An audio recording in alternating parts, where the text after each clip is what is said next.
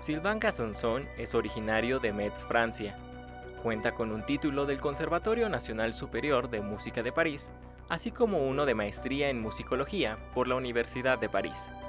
Estudió dirección con Jean-Sébastien Bourriaud, Gerard Marxon, Gianluigi Gelmetti, Pincha Zuckerman y Jorma Panula en Salzburgo, Siena, Ottawa, Lucerne y San Petersburgo.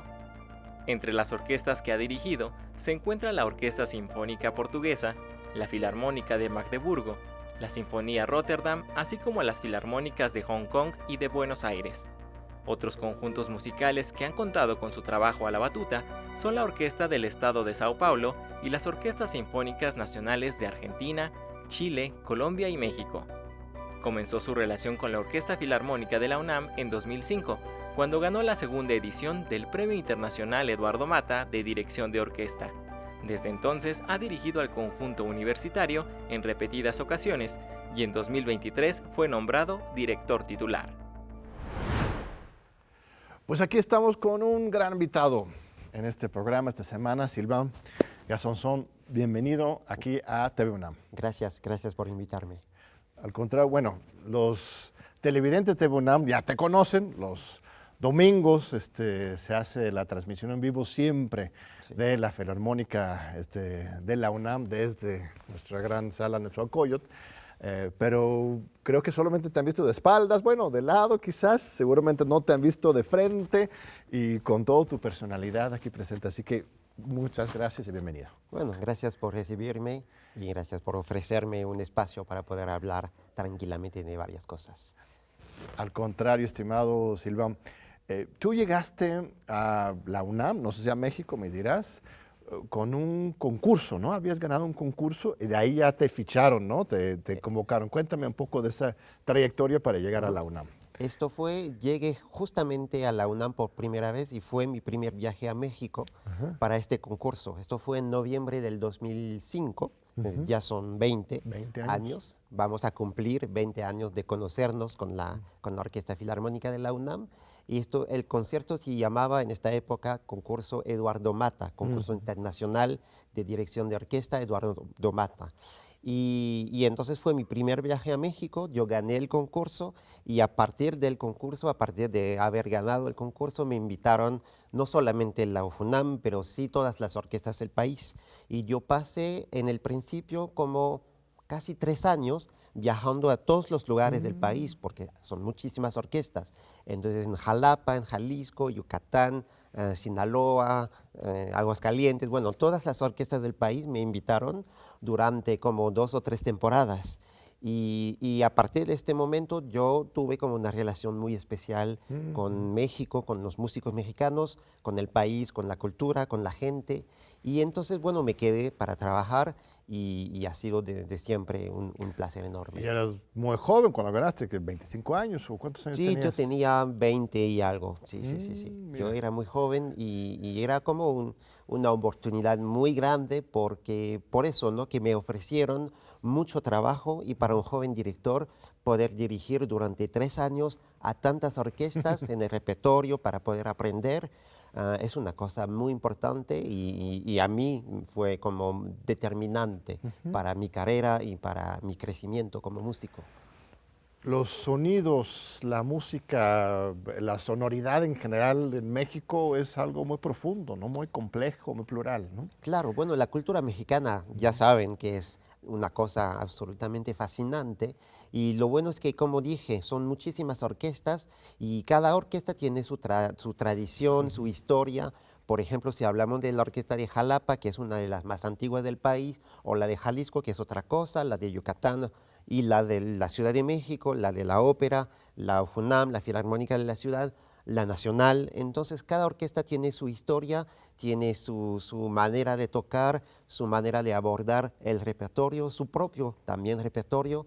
Entonces, siempre me ha fascinado mucho ver cómo se ha desarrollado la música, digamos, occidental, pero mezclando también con el repertorio mexicano, que son muchísimos grandes compositores del pasado y compositoras del pasado y de hoy. Y entonces siempre también me fascina mucho ver cómo se mezcla la música, digamos, clásica o la música de concierto mexicana con la occidental. Y esto siempre me fascina y siempre me impacta mucho. ¿Alguna de las experiencias tempranas más memorables para ti? ¿Alguna de las Bueno, orquestas son en tantas y particular? tantas, pero sí tengo muchísimos recuerdos, sobre todo con la UFUNAM, porque la quiero mucho y son casi todos, bueno, son amigos ahora, la orquesta y el equipo de trabajo, el equipo administrativo. Entonces, tengo una relación muy especial, pero sí de haber dirigido una pieza que se llama Turangalila Symphony de Olivier Messiaen, que es una obra tan fascinante que cuando la hicimos 2 veces, me ha dejado con un recuerdo muy especial, un sabor muy especial. Es una pieza realmente, no sé si se acuerdan la audiencia del programa, de que fueron conciertos realmente unos de los más grandes. Y otro recuerdo que tengo con la UFUNAM es de haber hecho el oratorio Juana de Arco de Honegger, Arthur Honegger, un compositor también francés, suizo y francés. Y es una pieza tan increíble. Hicimos un trabajo realmente muy fuerte, no solamente con la orquesta, pero también con actores, con el coro, con cantantes. Era un programa muy amplio, muy ambicioso y salió realmente espectacular. Y es uno de los recuerdos muy fuertes que tengo también. Y la sala Nezahualcóyotl, pues se compara con los grandes escenarios en el mundo, ¿verdad? Totalmente, No una estamos de las atrás. mejores. De América Latina sería una de las 2 grandes, bueno, son 3 grandes salas en América Latina. La primera es el Teatro Colón. Ya sabemos, es un lugar en Buenos Aires absolutamente espectacular que tiene toda una historia. Luego viene una sala más moderna que se llama Sala Sao Paulo, Sao Paulo, Brasil, Claro. que es una sala estupenda, una antigua estación de tren que se hizo para que sea una sala de conciertos, un lugar absolutamente espectacular. Y luego viene la sala Nezahualcóyotl, no sé si viene en este orden, Claro. pero sí, la acústica de la sala es una cosa. Todos los músicos que vienen aquí, de los más grandes músicos que han venido aquí en México, siempre me dicen, pero esta sala es una maravilla, realmente.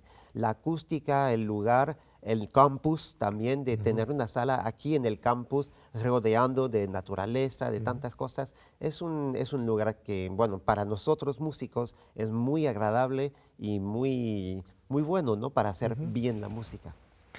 Y la tradición de música clásica o de concierto mexicano, propiamente dicho, es también muy rico, ¿no? O sea, sí, claro, igual internacionalmente nos conocen primero por la música más folclórica, tradicional, la guitarra, tenemos muchas cosas fascinantes, pero la música de orquesta en particular también está muy fuerte en México. Claro, tiene una trayectoria, una historia muy, muy grande, muy amplia. Son muchísimos compositores que se formaron, unos de ellos se formaron, por ejemplo, en París, como, bueno, Revueltas, como Carlos Chávez, como, no sé, son varios grandes compositores mexicanos. Y desde el principio del siglo XX hasta ahora ha sido una tradición, digamos, que ha crecido mucho, mucho, mucho. Y ahora son muchísimos jóvenes compositores y compositoras. Esto es muy importante decirlo. Claro. Y son nombres que no solamente se quedan aquí en el país, pero unos de ellos tienen digamos, una presencia internacional muy fuerte. Unos de ellos, por ejemplo, siempre veo en París unos nombres de compositores y compositoras mexicanos. Por ejemplo. Bueno, por ejemplo, Diana Circe, o por ejemplo, Alquiles Lázaro. O sea, son varios compositores que vienen hacia Francia. Y, por ejemplo, los del pasado, por supuesto, que se tocan mucho, como Revueltas, como Chávez, como, no sé, son varios de ellos. O como Ponce, Manuel M. Ponce y otros compositores de la época, digamos, de principio del siglo XX. Entonces, México tiene una existencia en el escenario, digamos, musical internacional, no solamente aquí, pero también en los demás países. Y por eso me gusta tanto trabajar aquí en el país. Desde 2023 eres el director de la Filarmónica de la Universidad. Esta filarmónica tiene una larga tradición. ¿Qué es lo que más valoras? ¿Qué es lo que más te gusta de esta responsabilidad? Bueno, la tradición, justamente, el año próximo cumple 90 años la orquesta. Entonces no es una orquesta nueva, digamos, es una orquesta que tiene una larga historia, amplia historia, y entonces tiene un repertorio, tiene una tradición, tiene su sala de conciertos. Entonces es esto, ¿no? La tradición se nota que no es algo nuevo, es un conjunto que funciona muy bien y que ha funcionado desde muchísimos años. Luego lo que valoro es el nivel de los músicos, porque realmente es un lujo poder estar enfrente y estar a la cabeza, digamos, de esta orquesta como director titular, porque realmente son músicos de muy alto nivel y casi pueden hacer de todo. Por supuesto que hay que trabajar cuando llegamos a tocar obras muy difíciles, como las obras de Gustav Mahler, cosas de Wagner, no sé, bueno, las grandes obras del repertorio. Por supuesto que se tiene que trabajar mucho, pero el nivel de los músicos es una cosa también que valoro mucho y me da la oportunidad de programar cosas muy ambiciosas. Por eso en 2023 y el año pasado hemos programado cosas realmente muy grandes, muy ambiciosas y se puede solamente porque los músicos tienen el nivel para lograr el buen resultado musical que se tiene que lograr para poder presentar al público mexicano y al público que sigue en la televisión cada domingo, como bien lo dijo, para presentar la mejor música posible, para presentar conciertos de muy alto nivel, con grandes solistas, con grandes directores invitados, directoras invitados, y es una cosa que realmente, bueno, me quedo siempre muy agradecido hacia la orquesta por toda la buena voluntad que tienen los músicos de trabajar bien y de presentar la mejor música posible. Sí, es un placer siempre que pueda. Voy los domingos, quisiera estar ya asiduo todos los domingos, pero tenemos hijas pequeñas y otras cosas, pero siempre vamos cuando se pueda y es un Hay una disfrute. cosa que deberían hacer aquí, A ver. es de dar la oportunidad a los padres el domingo, por ejemplo, de dejar los niños en un kindergarten de la universidad.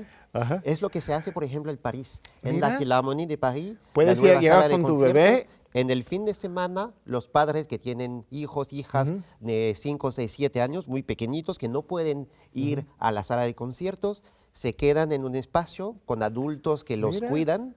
Los padres van al concierto, terminando el concierto, recuperan a sus niños y se van a casa. Qué gran idea, Eso una guardería es para una el cosa que público. deberían hacer. Y así Ajá. podría usted venir a Sí. todos los conciertos del domingo. Sí, bueno, mi hija ya está más grande, de hecho bueno. le gusta ir cuando puede también ella, ella toca piano, de hecho, pero sí, cuando era más chiquita era imposible y eso es una gran idea. Claro. O lo otro son conciertos para niños y jóvenes, a Claro, veces por también se supuesto. hacen, ¿no? Conciertos Sí. familiares, conciertos para niños, conciertos educativos. Hicimos también en 2023, no se hizo el año pasado, pero en el 23 hicimos una gira por las prepas Mira, de la UNAM y entonces me encontré con jóvenes de 15, 16 hasta 17, 18, o sea, jóvenes realmente. Y también fue un éxito enorme, ya sabemos cómo son los jóvenes, ¿no? Después del concierto con selfie, con cosas Claro. así, pero muy, muy simpático, muy agradable, ¿no? De encontrarme con la juventud mexicana. pues hay que volver a hacerlo. Aquí en el programa de Democracia, siempre lo presumo, aquí en el programa de televisión, fundamos y creamos el periódico de los estudiantes de la UNAM, que se llama Goya. Hicimos un número recientemente sobre la música, de hecho, te lo voy a compartir y a ver si en alguna presentación que hagamos por ahí nos acompañes. De hecho, una de nuestras coordinadoras de Goya, ella es violinista. Okay. ¿No? Ella estudia en Filosofía y Letras en la UNAM y simultáneamente se acaba de titular de violinista. ¿Tú también eres violinista? Yo sí. Ahorita hablamos de eso. Sí. Y ella, de hecho, en algunas de sus presentaciones ha tocado el violín y Ok. se hace una buena sinergia ahí entre la literatura y la música. ¿No? Ahorita vamos a ir a un breve corte, pero sí, eres violinista. ¿Cuándo, desde qué edad empezaste a Bueno, tocar? yo comencé a los 5 años, 5 años. como chiquito. ¿Por voluntad propia o tus papás te obligaron así a No, vete? ninguno de los dos, fue por casualidad, la verdad. A los 4 años y algo, fuimos a un campo de verano con mis padres y yo tenía 4 y pico. Y había un curso para niños, para guardar a los niños cuando los padres estaban en la playa descansando, Sí. para ocupar a los niños, había un curso de música. de flauta de pico. Y el profesor dijo a mis padres, yo veo que yo, tiene buen oído y tiene como, él está muy entusiasmado de tocar música. Entonces, nada más dijo a mis padres, yo pienso que deberías inscribirse a algún curso, a algún conservatorio. Pero en el pueblo donde vivíamos, cerca de Metz, cerca de Alemania, era un pequeñito pueblo. No había conservatorio, nada más había una asociación, digamos, musical. Y entonces mis padres decidieron inscribirme. El primer año fue nada más clase de solfeo, o sea, ningún instrumento. Yo tenía casi 5 y pasé un año sin hacer ningún instrumento. Era muy difícil para mí, pero era muy lógico, porque antes de aprender un instrumento tienes que saber un poquito de la teoría musical. Y después de un año me dijeron, ¿qué instrumento quieres hacer? Y yo no sabía nada. Yo no sabía que era un piano, violín, oboe, porque mis padres no son músicos. Para nada. Entonces, en principio dije oboe. No sé por qué, el nombre oboe me sonaba en la cabeza como niño, ¿no? Y me dijeron, no hay oboe. Entonces me dijeron, tienes que elegir entre piano y violín. ¿Pero qué es un piano? ¿Qué es un violín? Entonces dije, el violín me suena bien, violín. Y así fue, por casualidad completa. Y luego me enamoré totalmente del violín como loco. Desde mi primer clase me enamoré con el violín. Mira qué lindo. Y decidí ser músico muy temprano. O sea, a los 6 años no, porque un niño no sabe qué es la carrera de músico. Pero ya a los 8, 9, 10 años yo tenía muy preciso en la cabeza que quería ser no músico profesionalmente, pero dedicar mi vida a hacer música. Que te sentías realizado haciendo música, pues. Totalmente. Era mi cosa. Pues qué fascinante historia, estimado Silván. Te interrumpo un segundito porque vamos a ir a un breve corte. Ahorita, unos 2 minutitos de unos anuncios universitarios y regresamos ahora con esta gran entrevista con el director de la Filarmónica de la Universidad Nacional Autónoma de México. No se vayan, aquí les esperamos. Pues aquí continuamos con el director Silván Casansón de la Filarmónica de la UNAM. Fascinante lo que me estás contando sobre tu propia trayectoria, porque uno luego imaginaría que pues los músicos o los directores reconocidos serían hijos de músicos, directores reconocidos. Seguro hay muchos casos, Sí. Pero tú tienes una historia de libertad, de construcción de tu propio camino. Tus padres inmediatamente te apoyaban entonces en esta vocación. ¿A qué se dedicaban ellos? Entonces, mi padre en esta época trabajaba en una empresa de la electricidad, se llama EDF. Es la empresa pública, sí, la es gran Comisión Federal de la Electricidad, ¿no? Y mi madre no trabajaba en esta época, pero luego trabajó como la persona que hace la limpieza en los lugares. Entonces, no vengo de una familia de alto nivel social, digamos, y por eso no son músicos. Mis padres no saben nada de música, no saben nada de la cultura, digamos, porque ellos mismos vienen de una familia bastante, no pobre, por supuesto, pero sí bastante sencilla, digamos, de la clase media baja. Y entonces yo lo digo porque es importante entender para mucha gente que a veces dice que la música clásica es elitista y que nada más se reserva a la clase alta, digamos, a los burgues y a los niños o sea, a los hijos de o hijas de. Yo soy el perfecto contraejemplo de que no es así. O sea, la música es para todos. Y eso es el primer mensaje que quiero decir a la gente, a los jóvenes, pero no solamente a los jóvenes, de que la música es para todos. La música es la música. Si hablamos de la música pop, de Shakira, de, no sé, de Katy Perry, no sé, es una cosa muy bien. Y a las personas que les gustan este tipo de música, muy bien, adelante. Pero existe otro tipo de música que tiene otra expresión, que tiene otra forma de ser escrita y que es para todos. Y yo soy el ejemplo de que un niño de 4 o 5 años que no sabe nada de música, hasta no saber lo que son los instrumentos, se puede enamorar con la música clásica, digamos. Pero también pudiste un apoyo de un sistema educativo público, supongo, que fomenta esto.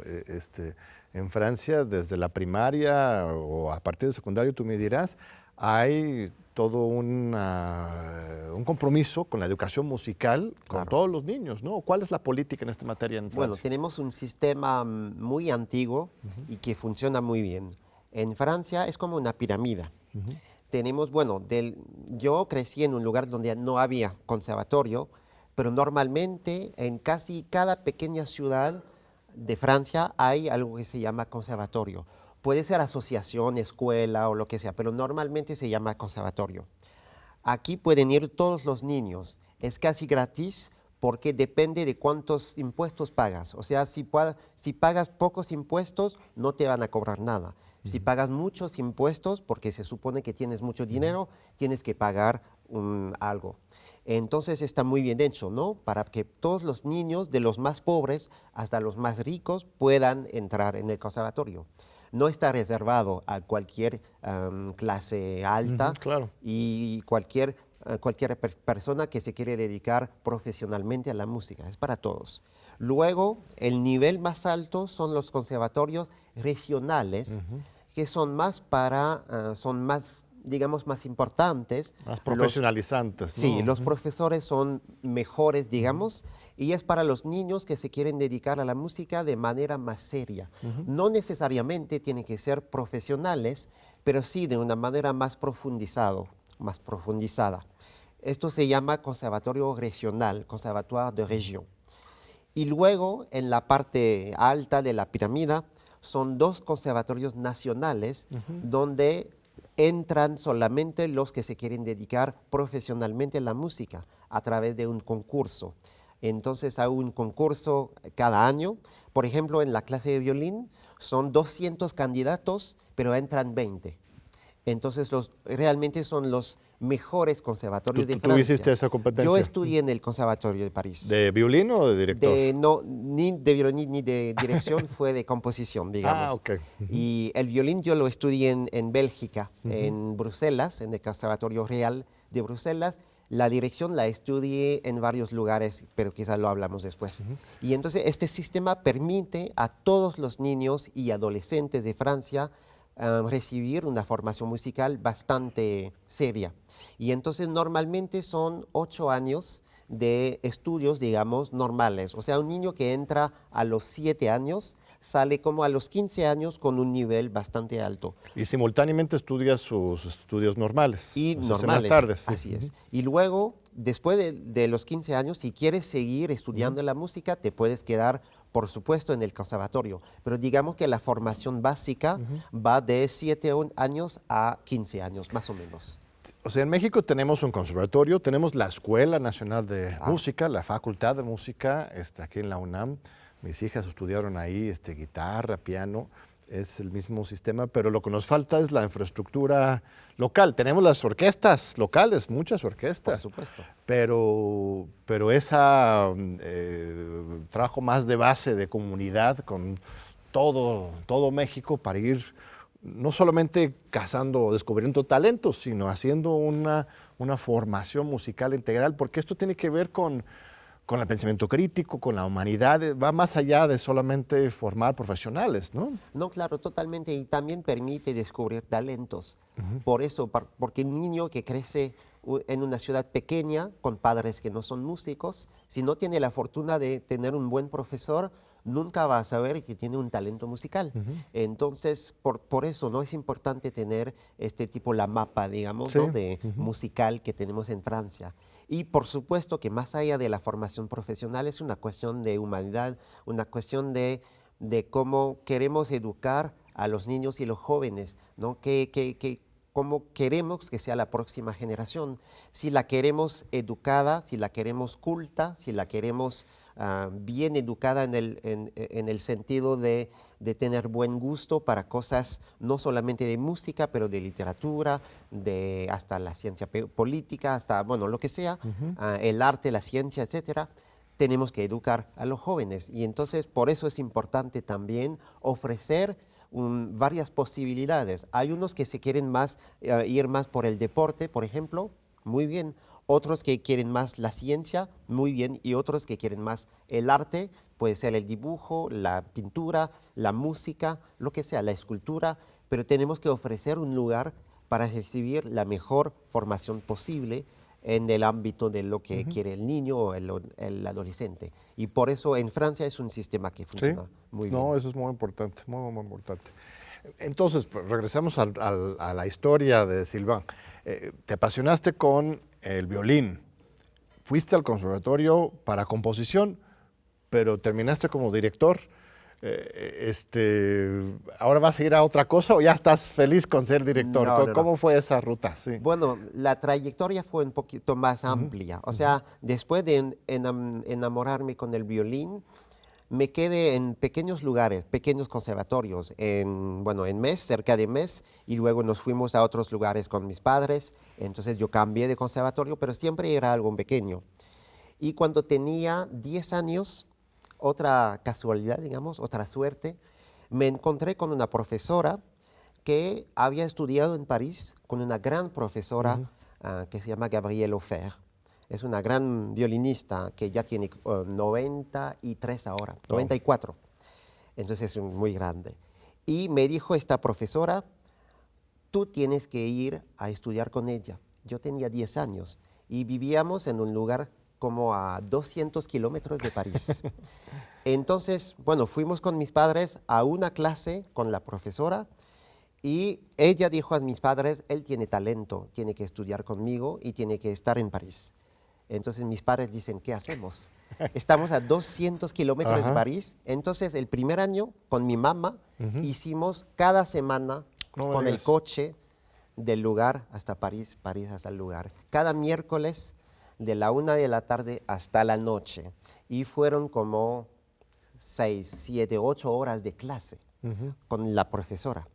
Y luego mis padres hicieron el gran esfuerzo de mudarnos a París, bueno, en el suburbio, para poder ofrecerme la posibilidad de entrar en un conservatorio importante cerca de París y pues trabajar con la profesora. Sí tuviste un apoyo fuerte de la familia, del Estado, claro, la política del Estado y también de la familia. La familia es determinante siempre. Entonces me ofrecieron esta posibilidad, me apoyaron mucho. Y entonces estudié con esta profesora de los 10 años hasta los 18 y entré en un conservatorio cerca de París, me gradué y luego entré en el Gran Conservatorio Nacional Superior de Música de París para estudiar composición, luego me fui a Bélgica para estudiar el violín en el Conservatorio Real de Bruselas y luego para la dirección, cuando decidí dedicarme un poquito más a la dirección, me fui, bueno, en primer lugar en Francia, con un gran profesor que se llama Jean-Sébastien Béraud, que fue mi primer profesor de dirección orquestal, y luego me fui a Austria a estudiar en el Mozarteum de Salzburgo, luego en Italia, en la Chigiana de Siena, luego en Ottawa, en Canadá, Lausana, Suiza y San Petersburgo, Rusia. En San Petersburgo también, Rusia. ¿Y hablas todos estos idiomas? ¿Ya aprendiste ruso, inglés y portugués? Francés, alemán, italiano, español ahora. Eres es suficiente. Un director itinerante, ¿no? Y luego ya llegaste a México. Somos siempre así. Los directores son los que viajan siempre.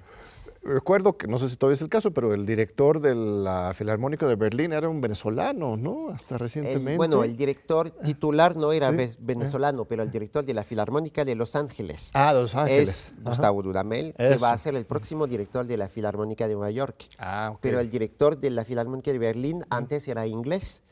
Y ahora es rusillo, bueno, no sé si tiene siempre la nacionalidad rusia, porque, por los problemas que hay, pero es Petrenko, Kirill Petrenko, que es un gran, gran director, y siempre somos así, o sea, los directores son los músicos que más viajan. Sí.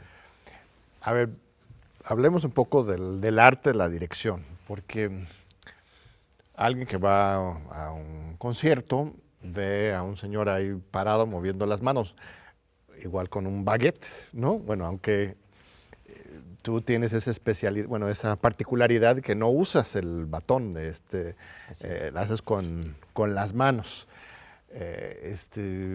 ¿Por qué? ¿Porque te sientes más libre así? Yo me siento más libre. Me gusta usar mis manos para, no sé, tocar el sonido de la orquesta. Me gusta más que tener algo fijado, ¿no? Algo, no sé. Pero ¿no es más difícil para los músicos detectar tus indicaciones si no tienes el...? Hay que ser claro, pero no soy el único que lo hace así. O sea, somos varios directores y directoras que lo hacemos así y no cambia tanto. Quizás para la ópera, en el foso puede ser un poquito más claro la batuta, pero la verdad que no cambia tanto para los músicos. Si un director es claro, no solamente con la mano, con la batuta, pero en su cabeza, sabe transmitir de una forma clara lo que quiere. ¿Cuántos integrantes hay normalmente en la orquesta de la UNAM? Bueno, En la varía, FUNAM supongo, pero... Son 80, creo que son casi 90 titulares, pero podemos tener hasta 110 músicos en la orquesta cuando hacemos un programa con una obra larga. Bueno, 80, 110, pero cuando tú estás dirigiendo, ¿logras percibir exactamente o por lo menos especialmente lo que están tocando todos los de la orquesta? O sea, si hay una persona por ahí en la esquina, el violín, ¿cuántos violines hay?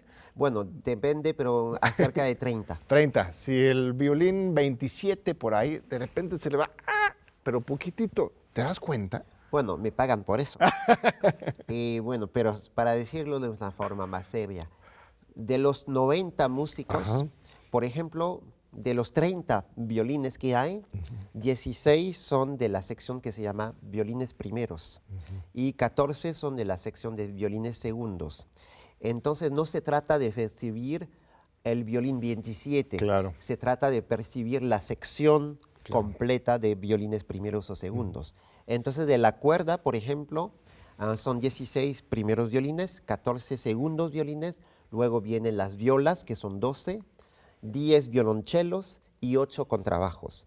Entonces, estos instrumentos funcionan como sección. Entonces, si un contrabajista se equivoca, no sé quién exactamente se equivocó, pero sí sé que alguien se equivocó, porque la sección no salió bien como, no sé, sincronizada, digamos. Luego viene la sección de alientos, de vientos. Tenemos maderas y metales. Generalmente son 2 flautas, 2 oboes, 2 clarinetes, 2 fagotes. Puede ser más dependiendo del programa.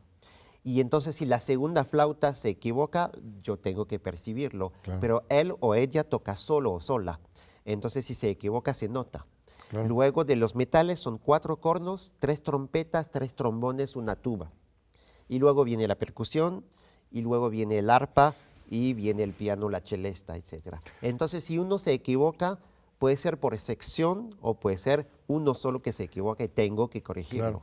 Pero el trabajo duro, fuerte tuyo es más en los ensayos. Es más en los ensayos. Y el concierto mismo es gozo.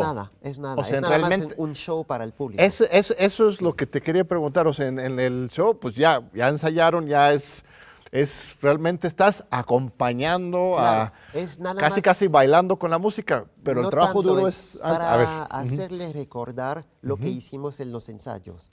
Entonces mis gestos son para ayudarlos a recordarse de todo lo que hicimos, porque son muchísimas informaciones y entonces uno no puede recordarse de todo.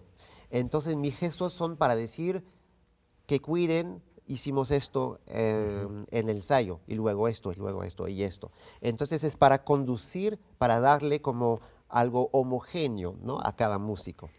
Pero hay unos directores que a la hora del concierto no hacen nada. Hay un ejemplo muy fuerte que un director ruso que se llama Mravinsky, que casi no mueve las manos, porque dice que a la hora del concierto ya se hizo el trabajo, él no tiene que hacer nada. Entonces, cuando ven un video de este señor que ya murió hace muchísimos años, no mueve las manos. Y la gente dice, pero ¿para qué sirve un director? Pero el trabajo se hace en los ensayos. Y para nosotros, el trabajo más importante no es los ensayos, pero el trabajo previo a los ensayos. Cuando trabajamos las partituras en casa, en la mesa, sin música, sin nada. Y trabajar, ver la partitura, leerla y decidir lo que vamos a hacer. Y todo se anticipa para poder llegar en el primer día del ensayo sabiendo perfectamente la música y así percibir los errores o percibir lo que se tiene que cambiar para que salga la mejor música posible. Entonces el trabajo previo es también una cosa que la gente no sabe, porque no saben cómo trabajamos.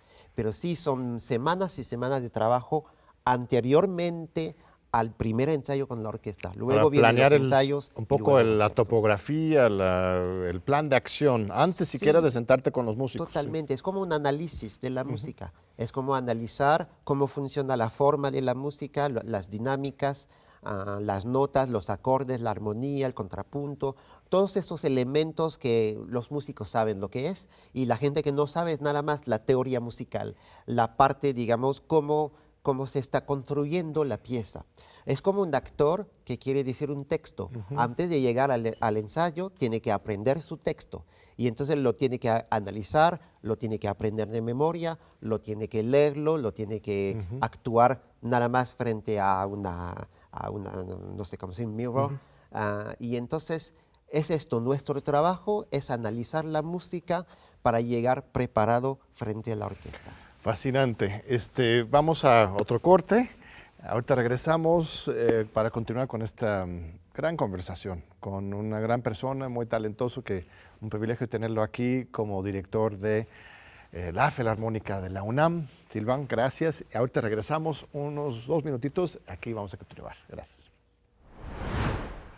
Aquí seguimos con Silván Gazanzón. Pronuncié bien, ¿verdad? Nuestro director de la Filarmónica de la UNAM. De veras es un privilegio, estimado Silván. Nos estabas hablando del arte, del trabajo que va atrás del ser conductor, porque efectivamente tiene una desimpresión. En el concierto final no es el trabajo central, es toda esta planeación antes, ¿no? Claro. Como si fueras un general de guerra o un director de una película, ¿no? Claro, mejor. Pero estás, ¿no?, generando algo sumamente complejo. Eso es lo que yo veo, ¿no? Tienes que tener mucha intuición, ¿no?, pero también mucha planeación, ¿no? Sí, claro, mucha planeación. Y los gestos, lo que ve la gente, no es la cosa más importante.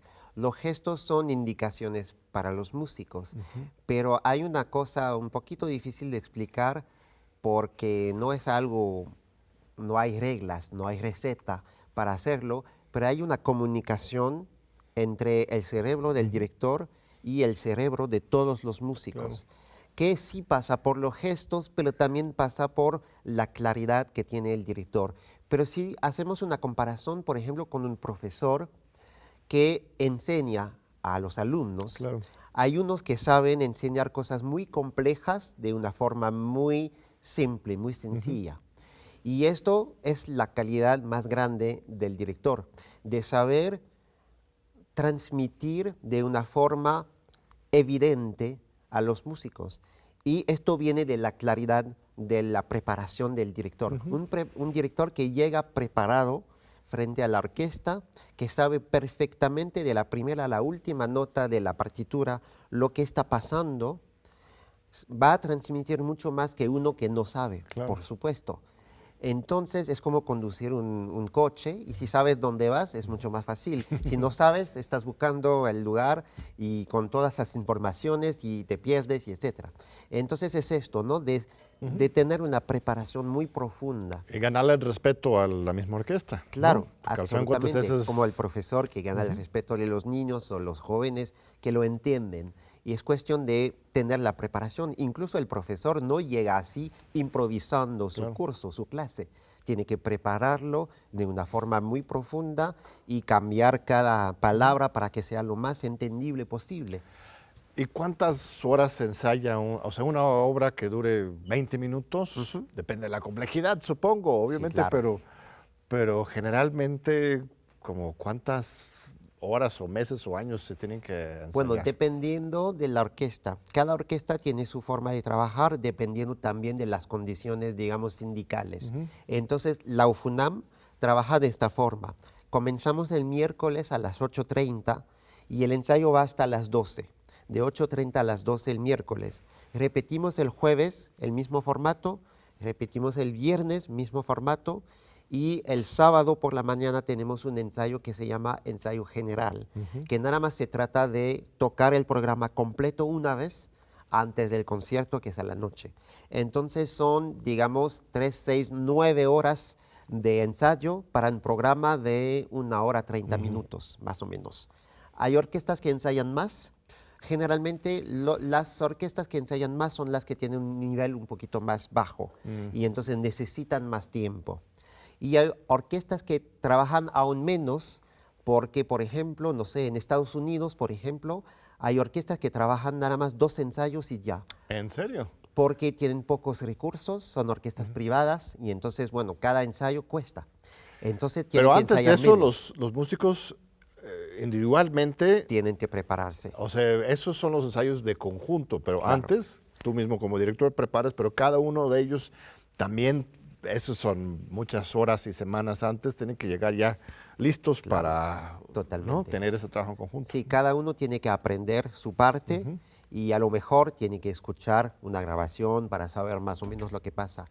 Pero con orquestas que tiene alto nivel y que tienen cierta tradición, cierta historia, no es tan necesario. O sea, en Estados Unidos tienen un nivel muy alto, en Europa tienen, bueno, por ejemplo, si hablamos de la Filarmónica de Berlín, que dijimos antes, es una orquesta tan buena que para tocar una sinfonía de Beethoven, de Brahms, de Schumann, casi no necesitan ensayar. O sea, es música que ya han tocado miles y miles de veces. La conocen de memoria. Entonces, cuando llega el director, es nada más darles unas cositas para cambiar la interpretación, pero la música ya la conocen. ¿Hasta qué punto tú, por ejemplo, te puedes dar cuenta quién es el director al escuchar una obra, si lo escuchas una grabación o algo de alguna pieza clásica, de Beethoven, Bach, luego te puedes dar cuenta, está dirigiendo tal persona. O sea, tienen cada quien su sello muy especial, ¿no? Cada uno tiene su sonido.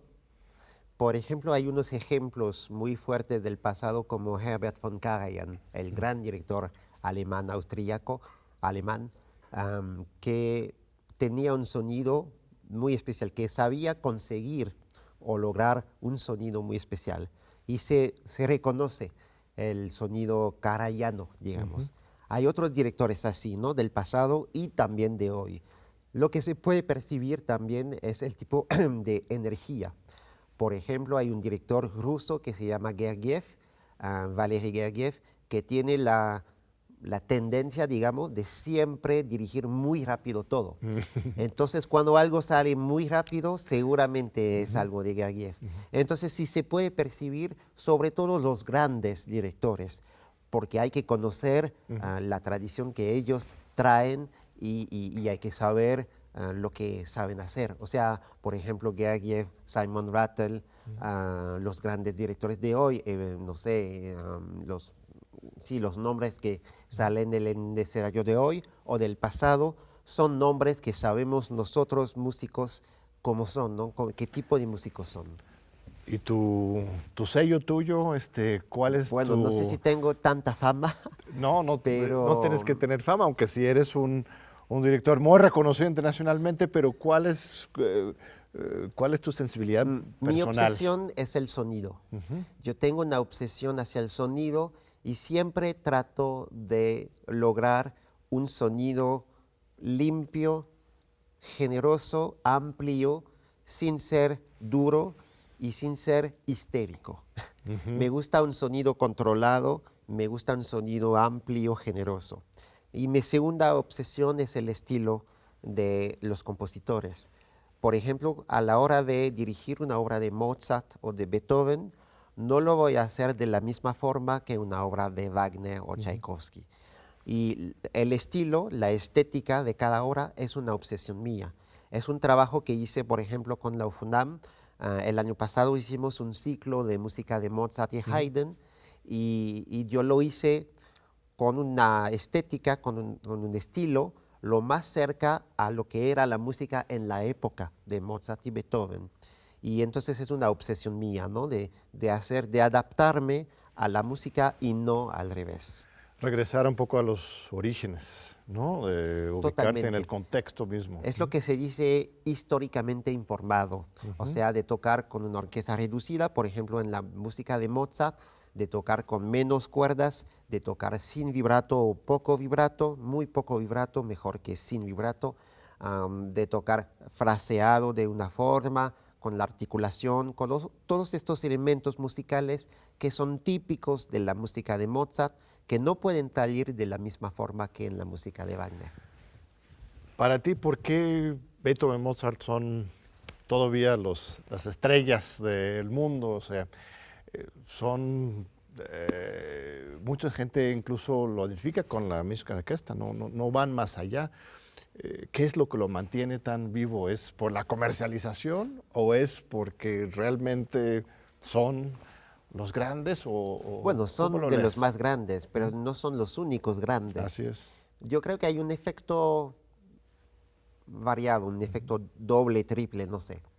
El primer efecto es que son compositores que ya tienen 200 años de existencia y que pasaron todos los filtros de la historia.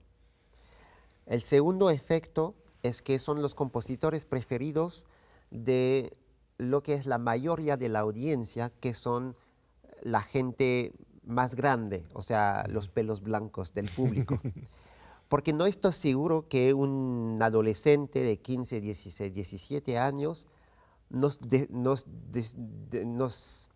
podría comentar que Mozart o Beethoven es su preferido. Yo creo que es más bien la música de los padres y los abuelos. Para los jóvenes el efecto es un poquito distinto. Y como es la mayoría de la audiencia, que desafortunadamente todavía no logramos a tener tantos jóvenes en los conciertos, tenemos más que antes, pero todavía no tanto como los más grandes, es la música que ellos quieren escuchar, la música de Beethoven, Brahms, Mozart, etc. Y el último efecto, digamos, es que es la música más accesible. Es mucho más accesible escuchar una sinfonía de Mozart que una pieza de Pierre Boulez, porque son, no sé, son estilos totalmente distintos. Y más avanzamos en la historia de la música, más se compleja la música, más es compleja la música y más es difícil percibir el estilo musical. Es más bien cerebral, mucho más que, digamos, no pasa por el corazón. Por ejemplo, la música de Pierre Boulez o de Schoenberg, Weber, Dutilleux, Messiaen, etc. Pasa más bien por el cerebro, mucho más que por el corazón. Y la gente quiere escuchar cosas más directas, ¿no? De tener la emoción sencilla o la emoción directa. Y lo tiene perfectamente Mozart, Beethoven, Brahms, Schumann, Wagner, etc. Por eso yo creo que son las estrellas de siempre. Pero si hablamos de la nueva generación, yo creo que ellos quieren escuchar la música de su generación, o sea, compositores y compositoras jóvenes que tienen 25, 26, 27 años y no los viejitos blancos europeos de siempre. Por eso es importante mezclar en los conciertos no solamente la música de tradición, la música de repertorio, patrimonio, pero también la música nueva, que habla quizás más a la nueva generación, porque es un lenguaje nuevo, puede incorporar, no sé, música electrónica, puede incorporar cosas que son más modernas, y a veces la nueva generación quiere enfrentarse a este tipo de cosas. Y entonces la mezcla de los dos hace un equilibrio en la programación, y esto es un elemento importante. Muy bonito. A ver, una confesión, estimado señor director. Cuando quieres descansar de la música de orquesta, quieres cocinar ahí, escuchar algo, organizar una fiesta o solito, no sé, ¿qué música te da placer más allá de la clásica? Bueno, el jazz. El jazz. Por supuesto, mi queridísimo Chet Baker, que es mi preferido para siempre. Yo tengo mi playlist de Spotify o de lo que sea, con todas las canciones de Chet Baker, tocando la trompeta, cantando. Es, bueno, lo quiero para siempre. Entonces, Chet Baker. Y luego el jazz. Entonces, la Fitzgerald y, no sé, los grandes del pasado y de hoy. Luego de la música pop me gustan muchas cosas. Me gusta de la más sencilla, de Coldplay, por ejemplo. Nada más para cocinar y escuchar sin escuchar. O sea, pasa la música y me da como, no sé, alegría, digamos. Entonces, Coldplay me gusta mucho. Y me gusta mucho la música un poquito más, digamos, exigente de música pop, con grupos, por ejemplo, no sé si son muy conocidos aquí, pero los Fleet Foxes o Belén Sebastián o no sé, The Young Tradition o... Bueno, son grupos de Estados Unidos, de Inglaterra, como Belén Sebastián, o de Suecia. Hay muchos grupos de Suecia que son muy buenos. Entonces la música pop un poco más profunda, un poco más compleja, digamos, pero siempre melódica, siempre tranquila. No soy un rockero histérico. Yo lo era antes, como más joven. Ahora soy más algo tranquilo. Como Manu Chao o algo así. Bueno, Manu Chao no es tan rockero, pero sí hay cosas mucho más como... Bueno, como un joven debe ser, ¿no? Sí. Y ahora soy más tranquilo que antes. Me gusta la música melódica, la música más tranquila. Y la canción francesa. La canción francesa que tiene una tradición de Barbara, de Georges Brassens, de Mouloudji, Serge Reggiani, los grandes cantantes, Jacques Brel, del pasado y de hoy, que los textos son muy buenos y la música también es muy buena, pero sobre todo los textos que casi son poesía. Y me gusta muchísimo la poesía, por eso me gusta la canción francesa. Qué lindo, grandes sugerencias. Nos quedan 2 minutitos. ¿Qué nos espera en la OFUNAM ahora en mayo? ¿Cuál es el programa que se acerca? ¿Por qué ir y cómo? Son todos los viernes y sábados, ¿no? Todos los sábados y domingos, perdón, sábados y domingos. Sí. Sábado a las 8 de la noche y domingo a las 12 del día. Bueno, son varios programas, por supuesto. La temática de la temporada, digamos, va a ser música y reciclaje. Porque la temática del año entero es la relación entre música y medio ambiente. Hicimos en la primera temporada música y agua, en la última temporada va a ser música y naturaleza, y ahora en la segunda temporada hacemos música y reciclaje. Reciclaje porque es un tema importante en el ámbito de la política ecológica y todo esto, y musicalmente se traduce con obras que reciclan temas. Por ejemplo, un compositor que escribe un tema con variaciones es como reciclaje. O un compositor como Ravel que hizo la orquestación de una obra de Mussorgsky que se llama Cuadros de una exposición.